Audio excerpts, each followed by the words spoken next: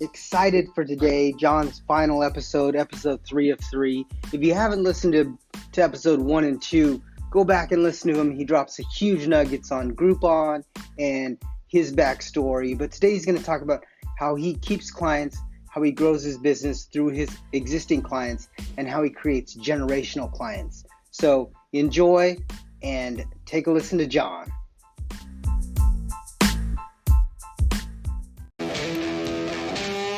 The fact of the matter is, whether you've been in network marketing for years or just a few days, your family and friends have seen your opportunity and your phone is, as we call it, burnt. If you're anything like me, that's a scary thought. So the big question is, how do entrepreneurs like us, who love the network marketing profession, who no longer want to be that guy, and are tired of convincing people during uncomfortable let's get coffee meetings where they say, what's this all about? How do we market in a way that aligns us with our dream clients and expands our network of upfront and transparent professionals, allowing us to get our time back, our families back, and gain a real passive asset? People like us who value impact over income, we deserve to see our visions once and for all. Join me in this podcast where we'll uncover just how to do that. My name is Eric Sablon. Welcome to Burnt Phone Marketing. How to fix their company. And I look at the wife, dinner face. I said, what do you drive? She's like, oh, like, what do you drive? I drive a Mercedes. You drive a Mercedes. Okay. Yeah. So you're the kind of client I want. You know, you're the right age, you make money, you got this, you know everything, and you're not scared to spend money if you love it, right? Right. I said, okay, so let's say I'm talking to the wife like that, and I said, okay, you're driving down the street, would you stop at your store? And she looked at the husband and she was like, no, I wouldn't. And then I'm right there. I said, if your wife wouldn't do it and she knows about it, what does that tell you? Like tells you that your marketing or something is wrong. Everything. You got to appeal to your customers, and that's why a lot of times we'll do on the internet side we'll do like an ask campaign because we want our customers to tell us what they want. Yeah. Like John said in that book, and what I'll do is I'll see if I can't take a picture and then post that somewhere about the different segments of what he was talking about getting a customer, keeping it, filling that gap. So. Once you fill that gap, you get that upsell, it's ready to go. Yeah, and us being older guys now, right? Well, we're not really old, right? Well, we're seasoned. Yeah, we're seasoned. That's a great word. We came out of the industrial age. Now it's the information age. Everything is instant. So I'm a firm believer, you have to have your whole internet presence locked down. There's so many things. I mean, Facebook ads, Instagram ads, SEO, website.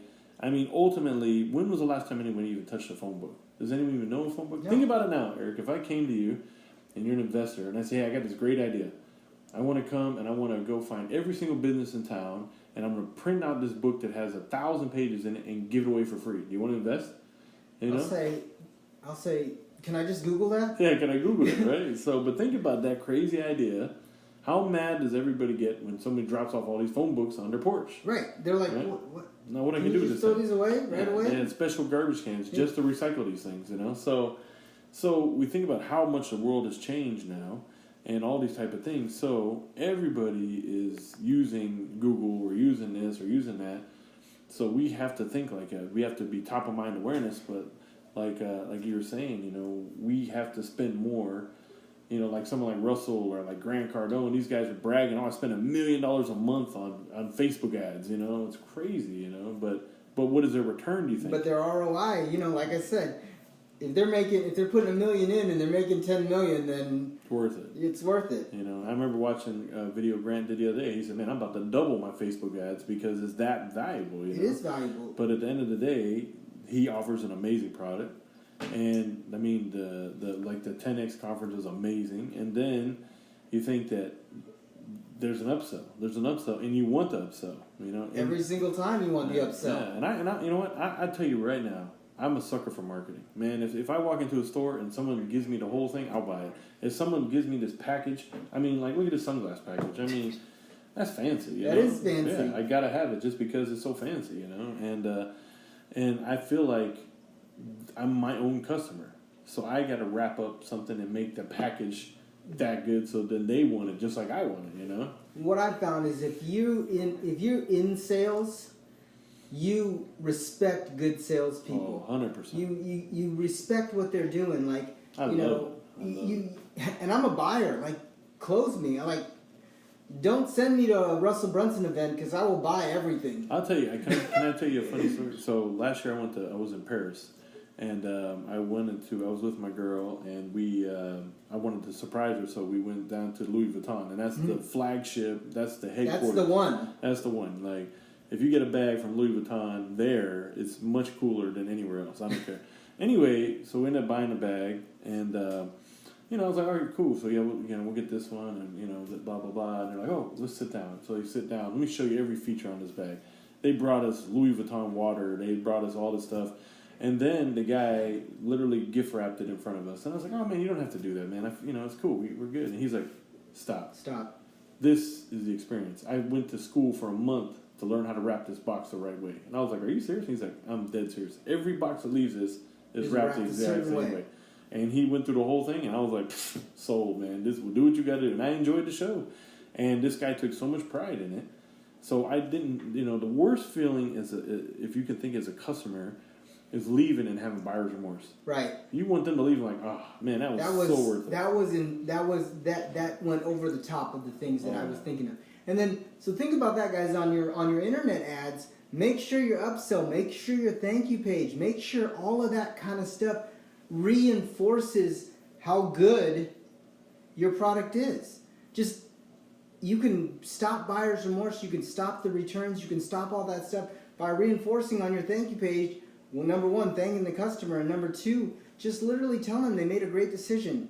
You're going to follow up with them. You're going to over-deliver. You're going to do things. Like, if you've ever bought anything from Grant, it's insane how many emails you get afterwards.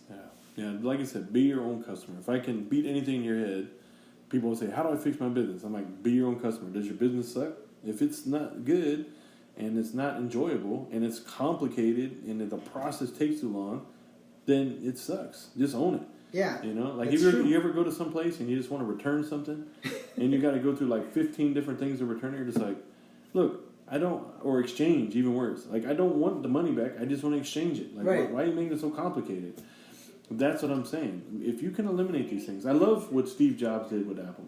If you think, like right now we're using an iPad Pro, and you think like when he made like the iPhone or the iPods and iPads and stuff, he said, if you can't do it in 3 steps, it's too complicated. It's too complicated. So think about that in everything, If I can't do this in 3 steps, man, why is it so complicated? How can we simplify it, make this process better so that it's easier for everybody? And I think that really helps out. I think when you come to Perfectionist, man, it's like, your family, I started with this one guy, and that one guy became a dad, and now granddad's bringing in the dad and the son. So I think that right there, to have generational clients is successful business, And, I think that we definitely have a strong future. We definitely have a lot of stuff going on that we're planning. We're constantly trying to improve, trying to make the experience better, trying to make the installs better, trying to make everything more beautiful, trying to make it all these things. You know why? Because at the end of the day, I just wanted to see that client and be like, man, that was awesome. Man, that's exactly what I wanted. Like you said, go to your favorite steakhouse, and man, you take that first bite of the steak, you're like, oh, that's it. That's exactly what I wanted right there, So. And John, it's literally just delivering on what your customer is looking for, but over-delivering. When you over-deliver and you make that part of the way that you do business, which is 100% of what happens at Perfectionist, you'll notice that it almost becomes it's not, I wouldn't say I would honestly say it's a culture that you teach. Even your customers understand it, and your employees understand it. Definitely, yeah. You think the employees are the blood of the company, and I'm very blessed, right? I'm very blessed. I have an amazing family. My crew is amazing, but it took 20 years to get them there. Right, well, it did. Yeah, and really, like my manager, he's been with me since he's 17, and he's does 12 years he's been with me, and you know what? You have to, as a business owner, you have to create the environment for them to excel. Right. So ultimately, what does that mean? We have to, as the owner, be able to step away. and let them grow, let them mess up, let them do all the things that we did to get there. And then once they do that, and then you kind of show them the process of things, and then, you know, you find that they have the same type of pride, then now you got success, because these guys, own it. Yeah, they don't want something to leave that looks like crap. For example, every time we do a remote start and alarm, something I started way back 25 years ago was I would tape my business card to the brain. And you know what? You never know where that install may end up. I've had people call me from Florida, New York, and, you know, Georgia. Like, wow, man, this guy moved here and I just had to fix something, and the install was amazing. So, and your card was on it. And your business card. That's why I found you, you know. So right there, wow, what a sense of pride as the artist. Right. You know? That is definitely a sense of pride, because a lot of times, and if you've not ever been in the industry, a lot of times they'll just throw stuff underneath the dash because nobody sees it, and then just, as long as the remote starts still working, then they're good with that. Yeah, just need some spaghetti sauce. That's all. Exactly, a little spaghetti sauce. Yeah. So, John, we're going to close out this interview. We went for about an hour, so check this out, guys. If you want to reach out to John or kind of follow him on Instagram or Facebook, I'm going to post his links inside the description of the podcast.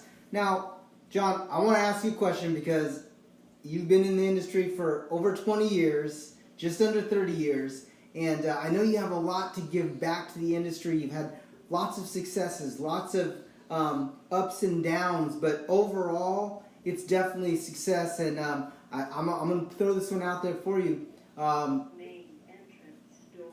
Today is May 11th, my birthday. When we getting that book, man? Man, the book. Well, I tell you what, I got a lot. I definitely have a lot. I bought a special journal, and I've already started putting stuff down, and I'm building it. You know, I wanna really offer the best kind of bang for business owners. You know, I want it to be like a real life, hey man, you know, ups and downs, like you said, you know. So I'm getting there. My daughter's definitely yelling at me about it, and everybody's been kind of pushing me. But I think we got some good stuff. I'm hoping. Okay, I'll put it out there. I'm gonna say. Let's see. I'll say by my 45th. I'll say that. How about that? 45th. 45th. That'll be the goal. So that. All right. That's defines it. I just want to really deliver something that I feel like everyone can really use, and it's going to help you, and there'll be different, you know, how to deal with problems and different guides and growth patterns, and how to look at this, how to build our dream client, how to define these things. Like, you know, I think that's the biggest thing. And I want you to read my book, and if you can read my book and it saves you 10 years, that's the goal. There you go. Because that's what I want. I want to, whenever I mentor someone, like I said, I'll save you 10 years if you listen to me. So that's going to be part of the book. Like, literally on the back cover, I see it just says, you know, if you want to cut 10 years off your growth or off your struggles, read my book. I think that I like that. 10 years off your struggles, because it's tough. I got this whole gray beard now, and I swear it was from 2009 is when it all happens, you know, so, yeah. So, John, I just want to thank you. I appreciate you jumping on with us, and, you know, so many good nuggets. Guys, just find mentors, keep reading, scale your business, literally be your own customer, and let your wife decide if she's going to stop at your store. Yeah, that's huge. Keep your Facebook and your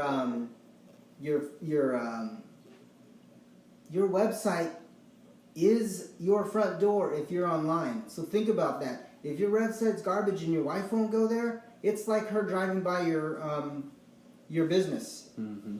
So, yeah.